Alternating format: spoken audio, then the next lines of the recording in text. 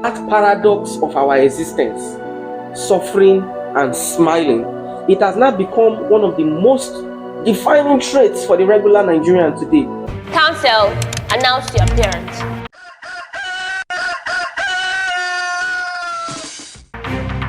My lord, if I may, all preference to you, glorious you are. I dey think about this Naija, the way things dey go, the level no dey sweet me for bottom belle. Like the condition of the country, don get as e be, don rough. E rough, not to dey list all the things the way e take be, the list no dey go dey finish. We dey talk am from all the economic part wey be say person pocket, e no dey rhyme with the hustle wey person dey do with im hand. Boys wey be say dem suppose dey go school, dey press for area. You get girls wey be say dem suppose dey, wey be say we dey look up say this one na the person wey be say I go pick one or two. Na HK. Everywhere just dey yaga, everywhere scatter. I even look am sef to the level wey be say person dey hustle, the hustle no dey pay. The thing sef e no dey sweet me for body. Even I wan even list about NEPA sef. Can imagine say NEPA sef dey don even take light. Omo, this country e tire person. See bridge, see road, nothing dey work for the country. You get, from top to bottom, everything just spoil. Nigeria is going to be a better place. Nigeria will be great. Not be today we don dey hear say this Nigeria go better. Since when we dey for primary school, even my papa, they tell am say Nigeria go better. The complaint don dey loud. E loud like say everybody dey take loud. Our reality is marked by infrastructural decay, economic instability and systemic government failures. Now, this indicates that the issue not be just surface level problem, but is deeply entrenched in what? In policies. Policy negligence and government malpractice. Nigerians must demand accountability and adherence to what? To constitutional mandates. Not just adherence, strict adherence. You get, especially regarding economic policies and matters that involve human rights protections. Whether it is through a grassroots activism, legislative advocacy, or public interest litigation, the journey towards progress, it requires deliberate action. It is not by chance. It is not going to happen just by grace. It is going to be deliberate actions. Our leaders must get their hands on deck. So Nigeria is not a lost glory. It can be reclaimed.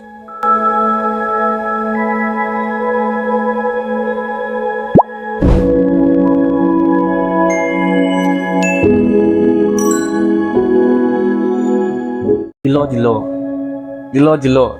Afana. I dey think about this Naija, the way things dey go, the level no dey sweet me for bottom belle. Like the condition of the country, don get as e be, don rough. E rough, not to dey list all the things the way e take be, the list no dey go dey finish. We dey talk am from all the economic part wey be say person pocket, e no dey rhyme with the hustle wey person dey do with im hand. Boys wey be say dem suppose dey go school, dey press for area. You get, girls wey be say dem suppose dey, wey be say we dey look up say this one na the person wey be say I go pick one or two. Na HK. Everywhere just dey yaga, everywhere scatter. I even look am sef to the level wey be say person dey hustle, the hustle no dey pay. The thing sef e no dey sweet me for body. Even I wan even list about NEPA sef. Can imagine say NEPA sef dey don even take light. Omo, this country e tire person. See bridge, see road, nothing dey work for the country. You get, from top to bottom, everything just spoil. You get, even to the level where we say area, guys, they just dey press. Babe, na streets they dey for night. Everybody they hook up to one thing or another. Now, person wey be say go look at you say they do legit also self. All the only thing wey you say you go dey see how to do na to dey post for status. How do they call that? Active. How do they call her? I dey active. They post for status, I dey active, on steady on the grind. Ask am wetin dey say, not get wetin dey say. So wetin you call dey do active for now? You get, that will not be active in activity. The country don't get as it don't be, don't mind. You know they sweet me for good. No, there is this song we used to sing that youths are the leaders of tomorrow. You know, Nigeria is going to be a better place. Nigeria will be great. Lord, not be today we don dey hear say this Nigeria go better. Since where we did for primary school, even my papa, they tell am say Nigeria go better. The complaint don dey loud. E loud like say everybody dey take loud. Look am even from the point of president wey be say they don dey since we gain independence since the 1960 belele up to this current governance or government. No one dey make sure say things dey work out.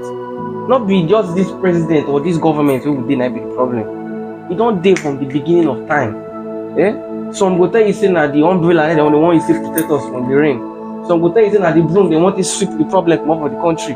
Some say people say na our papa, our mama and our pikin. The law, I dey ask you go school, wetin be the solution to this problem? So Mr. Man, I would like to educate you a little bit on some of the problems you have mentioned before we talk about the way forward. The first thing is what? Chronic stress and anxiety. The continuous pressure, whether from economic mismanagement, from inflation, or the struggle for basic necessity.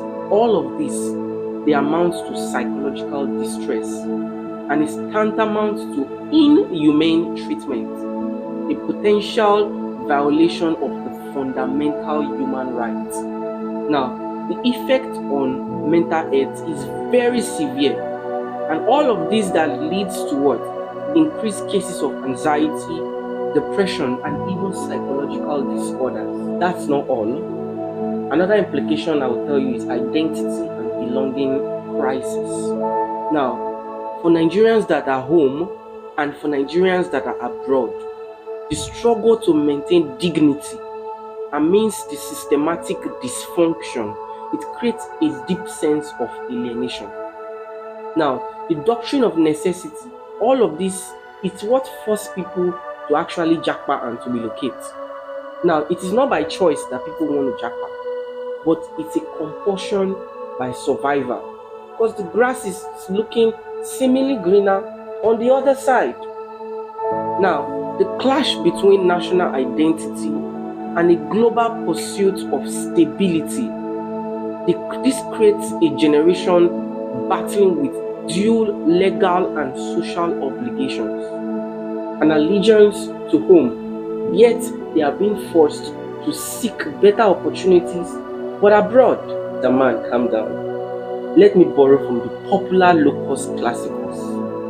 That Messiah movie soundtrack, our body dey suffer under infrastructural and economic constraint, but our resilient spirit refuses to be what? To be subdued. Make I speak pidgin English so that I will still come to your level. Even within a system that seems rigged against us, our fundamental human right to dignity must remain non-negotiable. Another implication is what? Identity and belonging crisis. Let me educate you on that.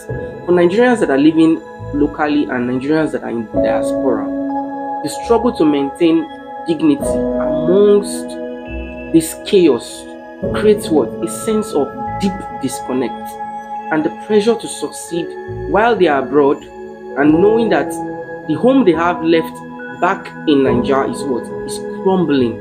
This leads to what? Mental burnout and a feeling of isolation in the new community or society they are in. That there is another implication. Now, you spoke about economic implications. Yes, there is underemployment and there is unemployment. The systemic failure to provide adequate employment opportunities has placed a lot of Nigerians in precarious labor conditions. The resultant effect is a cycle of poverty that keeps tightening its grips on the average citizen, violating the constitutional right to economic and social justice. Now, come to talk about brain drain and structural challenges. Now, the mass exodus of skilled professionals, colloquially which is termed as the jackpot syndrome, it stems from a system that has failed to protect intellectual capital.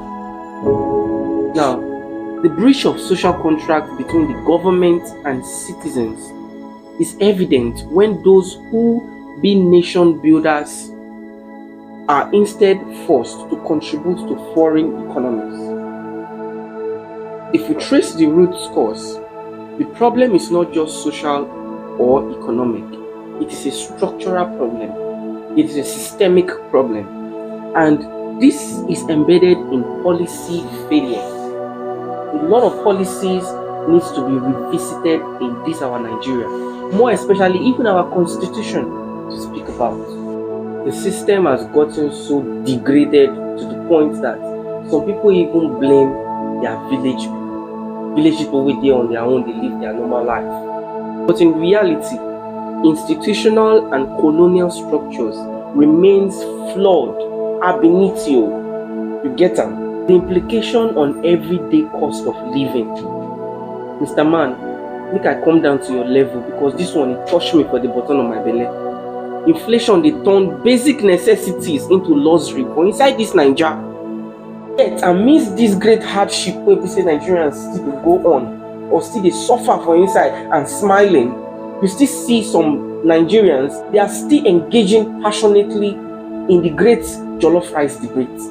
As if the love for food serves as a de facto coping mechanism for Nigerians. You can imagine that paradox of our existence, suffering and smiling.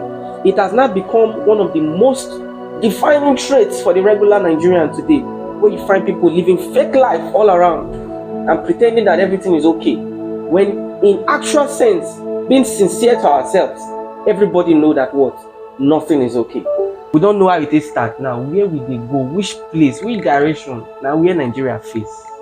We there at a constitutional, an economic and a social crossroad. Our reality is marked by infrastructural decay, economic instability and systemic government failures. Now, this indicates that the issue not be just surface level problem, but is deeply entrenched in what? In policies. Policy negligence and government malpractice. Now, talking about how we start, there must be change. You know, they say change is constant. If there must be change, it must begin with a legal and a structural reformation. Nigerians must demand accountability and adherence to what? To constitutional mandates. Not just adherence, strict adherence. You get? Especially regarding economic policies and matters that involve human rights protections. Whether it is through a grassroots activism, legislative advocacy, or public interest litigation, the journey towards progress, it requires deliberate action. It is not by chance. It is not going to happen just by grace. It is going to be deliberate actions. Our leaders must get their hands on deck. Now, our hope is that by addressing these issues holistically through economic reforms, infrastructural development, and mental health prioritization, I repeat it, mental health prioritization, we can reclaim our host national lost glory. So Nigeria is not a lost glory, it can be reclaimed.